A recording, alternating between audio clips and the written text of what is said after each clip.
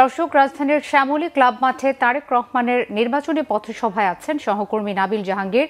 সরাসরি কথা বলবো তার সাথে। নাবিল, তারেক রহমানের নির্বাচনী পথসভার সবশেষ কি তথ্য আছে আপনার কাছে? আসনের যে শ্যামলী ক্লাবে যে রহমান কিছুক্ষণ আগে এসে উপস্থিত হয়েছেন এবং তাকে কিন্তু স্বাগত জানাতে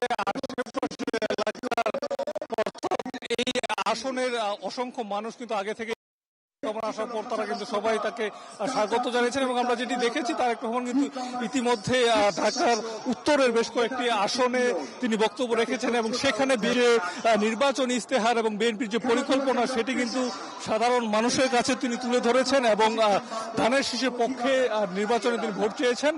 আমরা যেটি দেখেছি তিনি নারীদের জন্য যে ফ্যামিলি কার্ড এবং কৃষকদের জন্য যে কৃষি কার্ড সেটির কথা তিনি বলেছেন। একই সাথে কৃষকদের যে ঋণ মওকুফের ঘোষণা তিনি দিয়েছেন।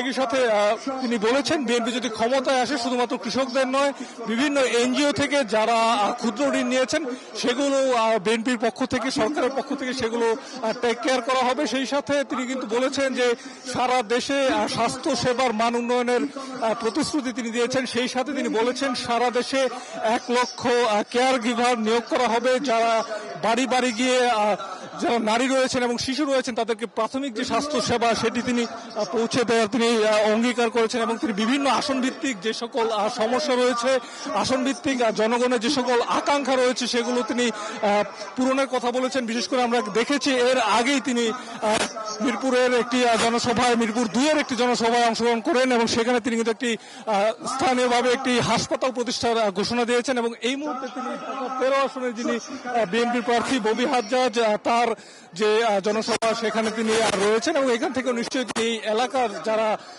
যে সকল স্থানীয় সমস্যা আছে সেই স্থানীয় সমস্যা সমাধানের পাশাপাশি বেশ কিছু তাদের যে বিএনপির যে পরিকল্পনা সেটি তিনি তুলে ধরবেন এবং তারেক রহমান সর্বোপরি যেটি বলতে যাচ্ছেন যে আইনের শাসন প্রতিষ্ঠা এবং নিরাপদ বাংলাদেশ প্রতিষ্ঠা যে ঘোষণা তিনি সেটি কিন্তু তিনি দিচ্ছেন এবং জনগণকে বলছেন যাতে ভোট প্রদানের মাধ্যমে বিএনপিকে ক্ষমতায় নিয়ে আসা হয় এবং ধানের পক্ষে তিনি ভোট চাইছেন যাতে করে তার যে পরিকল্পনা সেটি যাতে বাস্তবায়ন করা সম্ভব হয়। নাবিল, আপনাকে ধন্যবাদ। আপনি থাকুন, আপনার সাথে আবার আমরা যোগাযোগের চেষ্টা করব।